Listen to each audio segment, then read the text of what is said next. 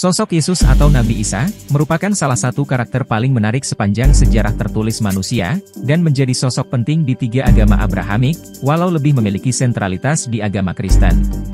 Pola hidupnya sebenarnya cukup mirip dengan Tuhan yang mati dan bangkit kembali, dan di beberapa agama kuno, menyimbolkan pergantian musim.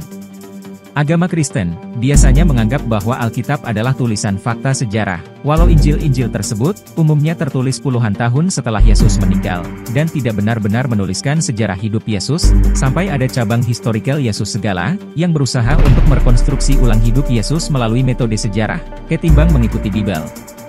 Perdebatan Yesus adalah fiktif atau benar-benar ada, sebenarnya bukan masalah, andaikan kitab suci tidak dibaca sebagai fakta literal.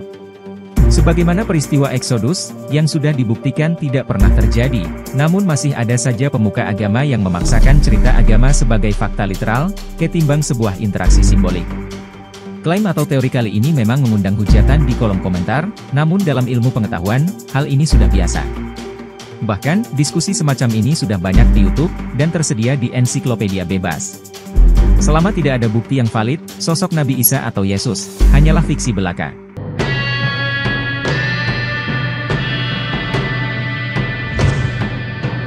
Seseorang yang dibesarkan di negara mayoritas Kristen, dan hidup dalam keluarga Kristen, pasti belajar dan memahami, bahkan meyakini, bahwa Yesus ada secara historis, atau pernah hidup. Namun analisis sejarah, tidak menemukan bukti yang jelas, bahwa Yesus pernah ada.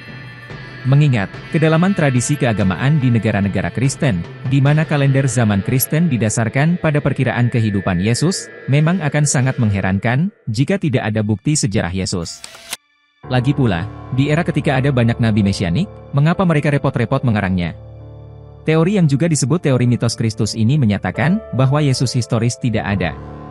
Atau jika ada, dia sebenarnya tidak ada hubungannya dengan berdirinya agama Kristen, dan riwayat hidupnya tidak seperti yang ditulis di dalam Alkitab. Klaim ini berlawanan dengan konsensus ilmiah arus utama, yang berpendapat bahwa Yesus adalah tokoh sejarah, yang hidup di Palestina Romawi abad pertama, dan ia dibaptis serta disalibkan. Namun, sarjana arus utama ini, tidak memiliki konsensus tentang kesejarahan dan rincian utama lainnya dari cerita Injil, atau sejauh mana surat-surat Paulus dan Injil diganti Yesus manusia historis, dengan narasi religius tentang Kristus sebagai iman supernatural saja. Bahkan, para sarjana arus utama ini, walaupun mengakui bahwa ada Yesus historis, namun tetap saja berbeda pendapat tentang keakuratan catatan Alkitabiah tentang Yesus, dengan hanya dua peristiwa yang didukung oleh konsensus ilmiah yang hampir universal, yaitu pembaptisan Yesus dan penyalibannya. Berbagai ahli sejarah, berusaha mengotentikasi Yesus dalam catatan sejarah, khususnya dalam karya para penulis era Yesus. Argumen bahwa Yesus tidak pernah ada, ditemukan oleh gerakan Kristen, sekitar tahun 100 Masehi. Kemudian diutarakan lagi oleh seorang pengarang non-Kristen, pada awal abad kedua, yaitu Celsus yang beragama pagan. Sejarah modern mengenai teori mitos Yesus, muncul kembali pada abad pencerahan.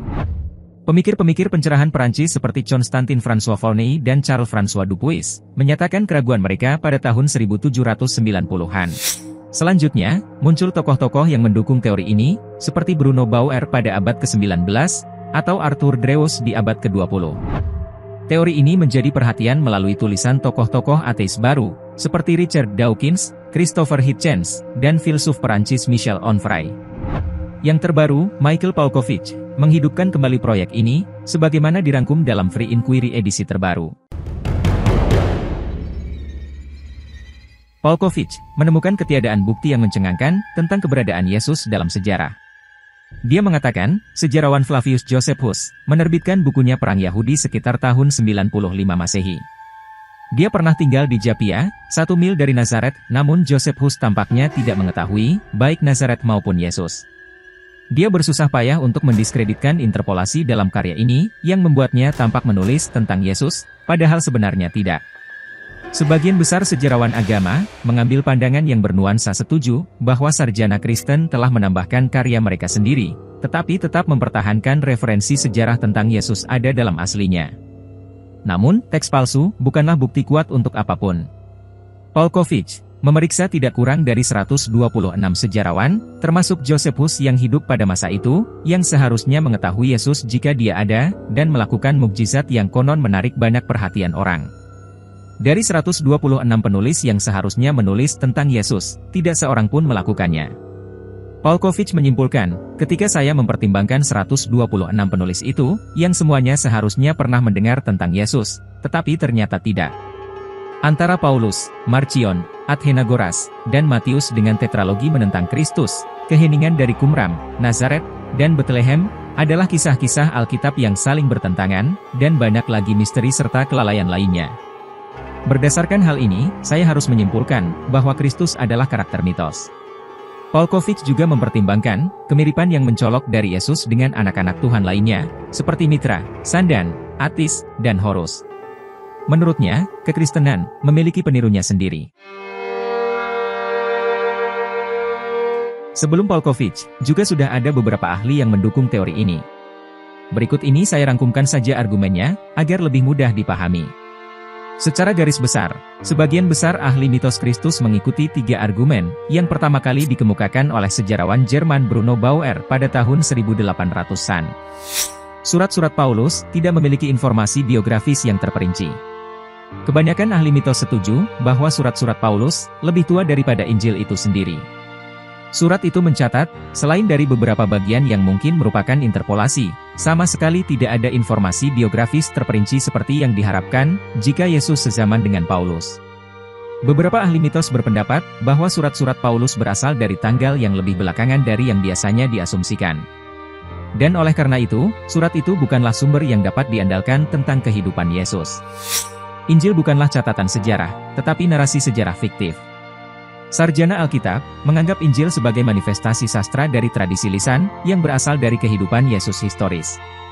Namun para ahli mitos berpendapat bahwa meskipun Injil tampaknya menyajikan kerangka sejarah, namun itu bukanlah catatan sejarah, tetapi tulisan teologis, mitos, atau fiksi legendaris. Pemuka agama telah memaksakan narasi sejarah fiktif pada tokoh mitos penyelamat kosmik yang terjalin bersama dengan tradisi Yesus pseudo-historis. Meskipun mungkin ada orang sejarah nyata, namun hampir tidak ada yang bisa diketahui. Tidak ada laporan saksi mata independen. Tidak ada laporan saksi mata independen dari non-Kristen yang bertahan, terlepas dari kenyataan bahwa banyak penulis yang menulis pada waktu Yesus hidup. Para sarjana Alkitabiah arus utama juga mengakui bahwa banyak tulisan kuno telah hilang, dan hanya ada sedikit tulisan tentang orang Yahudi atau Kristen pada periode ini. Kurangnya catatan sejarah yang bertahan tentang Yesus dari Nazaret dari penulis non-Yahudi manapun hingga abad kedua, juga memperkuat klaim, ditambah lagi, Yesus tidak meninggalkan tulisan atau bukti arkeologi lainnya. Catatan Romawi awal abad kedua, juga berisi sangat sedikit bukti, dan mungkin bergantung pada sumber-sumber Kristen. Filsuf Yahudi Philo dari Alexandria, juga tidak menyebutkan Yesus, ketika dia menulis tentang kekejaman Pontius Pilatus, sekitar tahun 40 Masehi. Yesus adalah makhluk mitologis yang kemudian dikonkretkan dalam Injil. Sebagian besar sejarawan setuju bahwa Yesus atau para pengikutnya mendirikan sebuah sekte Yahudi baru yang menarik baik orang Yahudi maupun bukan Yahudi. Dari sekte Yahudi inilah berkembang kekristenan awal. Kekristenan awal sangat beragam dan sinkretis, berbagi gagasan filosofis dan religius yang sama dengan agama lain pada masa itu. Itu muncul di dunia Yunani Romawi pada abad pertama dan kedua Masehi, mensintesis Stoikisme Yunani dan Neoplatonisme, dengan tulisan-tulisan perjanjian lama Yahudi, dan metode eksegetis Philo, yang kemudian menciptakan sosok mitologi Yesus. Paulus mengacu pada Yesus sebagai makhluk yang ditinggikan, dan mungkin menulis tentang entitas mitos atau supranatural, dewa surgawi yang bernama Yesus.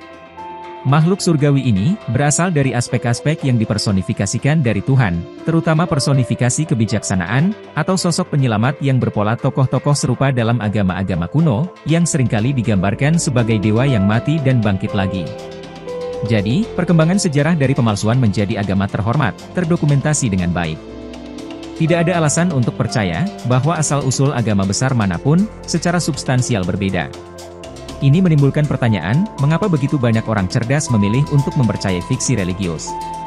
Penjelasan yang paling masuk akal adalah, bahwa mereka tidak dapat dengan mudah membedakan antara agama yang terorganisir dan bukti yang bisa dipercaya.